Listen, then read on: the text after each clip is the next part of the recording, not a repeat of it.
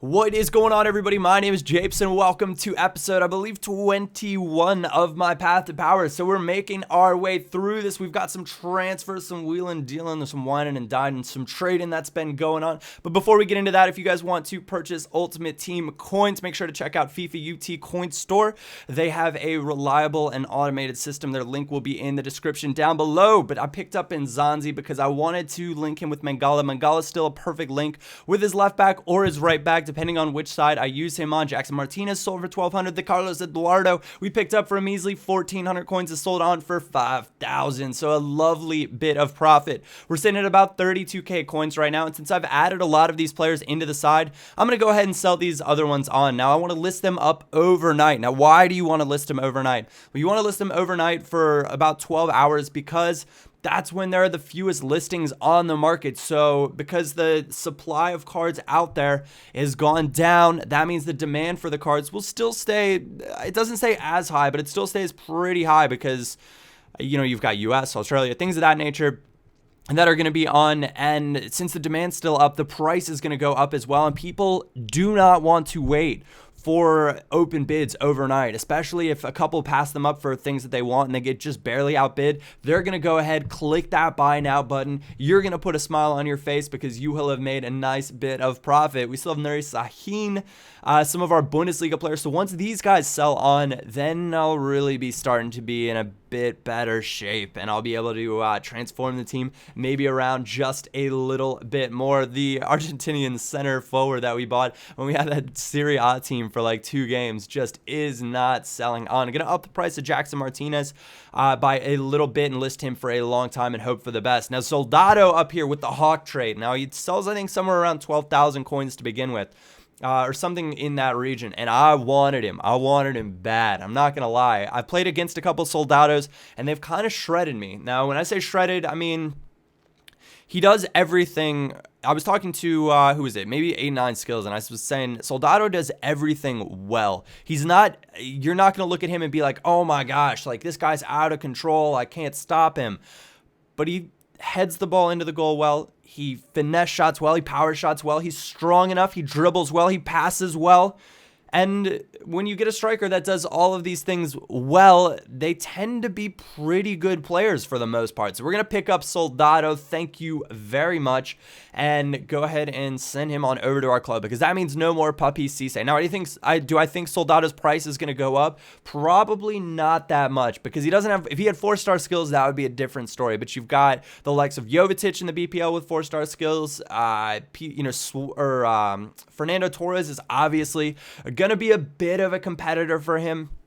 You've got plenty of strikers in the BPL that people are going to look at and say, is Soldado really worth the 5-ish thousand coins more? Probably not. And does he have the skills and the other stats that make him worth even more than that? Probably not. So Dufour out with a little bit of a red card. I believe that's a contract issue, not a health issue on my right back. Danilo, who I actually think is just a phenomenal. Both of my outside backs in this team are just lovely non-rare players that do very, very well. Danilo, I think you could honestly play him anywhere, and if he does indeed play for Porto at center mid or something like that and has a strong game, that card will be fantastic to pick up as well. But we're bringing in Soldado. I think he's got a bit of a fitness issue, so I have to change him around. Also going to shuffle the rest of the team around, and this is about the point in time when I realized that I'd sold on Oscar, and I was going to need to buy another BPL attacking mid. Now, I should have held on to Oscar because his price went up to about 15,000-ish coins, I think is where he is now. I talked about it in the last episode, but he was just such a bum for me. I wasn't interested in it at all. So Christian Eriksen is the guy that I went for. 4-star skills, 5-star, weak foot. Spurs, is he most recent? I want to say most recent deadline day-ish acquisition from the Dutch Eredivisie. And I've had mixed feelings on him so far. I used him on day 1 of Ultimate Team. I bought him while I was streaming, and he was okay. He felt kind of clunky for me, but that also is probably because I was kind of clunky on this game, just not like really a strong player at that point. I'm still trying to make my way up to be a stronger player. I'm kind of figuring out what things work for me, what things don't work for me.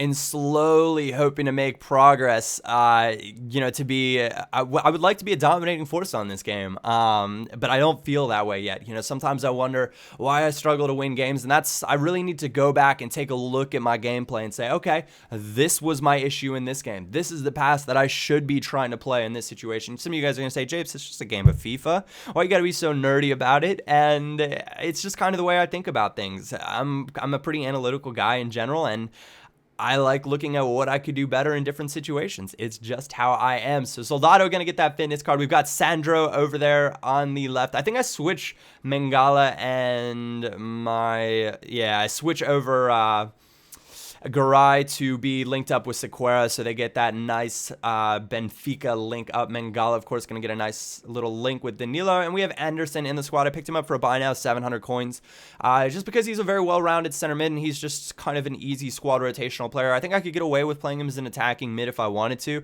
but more often than not, he'll be playing in that holding midfield spot. This guy, 4-3-3, number 4, my favorite of the 4-3-3 formations. Very nice BPL team, and Eriksson on his debut sends an over-the-top through ball to Shinji Kagawa, and he works ever so hard, and he just gets clunked in the face, but it does not matter. A very, very fortunate goal there in the 21st minute, and I've been scoring, I guess, kind of a lot of lucky goals that have been getting me through. But the reason I'm shushing this guy is because at the beginning of this game, he passed it around his back four for, I kid you not, the first 12 to 15 minutes of game time. So I was still pretty frustrated with that. And it's just very, very annoying to play against. It's not a tactic that works out, because I find more often than not when people try to do that, the opposition just ends up countering and they get scored on. Now we're off a kickoff right here. Try to play a pretty ambitious ball to Soldado, but Sandro wins it back.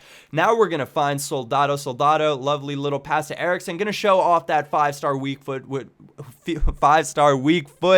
a tidy finish at the near post in the 48th minute to give us a little bit of a cushion at this point. But this is Soldado again. His link up plays good.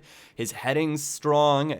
He was just much better than Cisse, I guess is where I'm trying to get at. And you guys were gonna say, of course, he's like 84 rated to 81 or 82 rated or whatever. And it's Christian Eriksen bursting free again. Gonna find Soldado for a free header. Unable to put it away though. But Shinji Kagawa seems to be our cleanup man right now in this squad. Gonna dead fish that one. Insult to injury, because I was still a little heated from that pass around, because I don't know. It's one of those things, guys. You tell me in the comment section down below. Does the pass around the back just in the beginning piss you off more than anything else?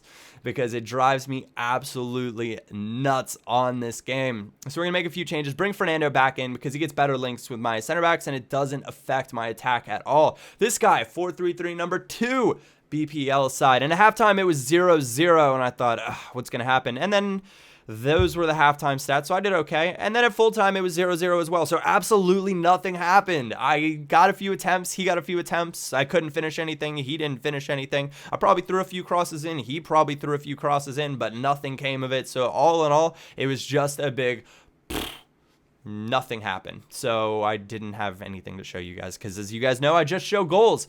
Gonna bring back in the Liga Portuguesa, men, and I've got a little bit of a fitness issue. I much prefer Garay on the right side to the left side. I think it's because I believe Mangala's left-footed, Garay right-footed, and when I want to outlet to my outside backs, they have to come across their body, which left opportunities open at times for the opposition strikers to try to pick off some passes. This guy, breaking free, Beckham 20, Aubameyang inside to Klaas-Jan Huntelaar, up, and Klaas-Jan Huntelaar's back on his feet pretty quickly, tucks it away. 5th minute, not the start we were looking for. Aubameyang, if you guys are thinking about building a Bundesliga side, a sugar and spice combo in the Bundesliga with the pacey Aubameyang and any of the big strikers is very, very difficult to defend because of the way crossing is, and how half the time it's just like lock-on missiles. So Aubameyang's able to just get a little bit of free space down the wing, cross it into the box, and one of the big guys from the Bundesliga seems to be able to put it away. But Jackson Martinez, lovely goal. I think he might be this year's Balotelli for me. And that's quite a big statement. He's got the 4-star skills. He's big. He's strong. His heading's good. His finesse shot is good. His driven shot isn't as good as Balo. His shooting's probably not as good. So maybe the new Balo is still to come. The reason I made that crazy pass backwards right there is because if I didn't pass it in some sort of a direction backwards, I would have lost the ball. Free header, Jackson Martinez. I'll take that go-ahead goal. 60th minute. But if I didn't pass it somewhere, he would have taken it away. So sometimes it's better to just hit and hope and kind of pass it in a direction that you know you have guys, and hopefully it will lock onto that direction. But 2-1 final score in that game. A little bit better than the game before. At least something happened in that one. Anyways, guys, we are coming to a close in this video. If you did enjoy it, a like or thumbs up is always greatly appreciated. I will not be streaming today, but I'll hope to be back on Thursday. Thank you guys for watching. My name is Japes, and I will catch you all next time.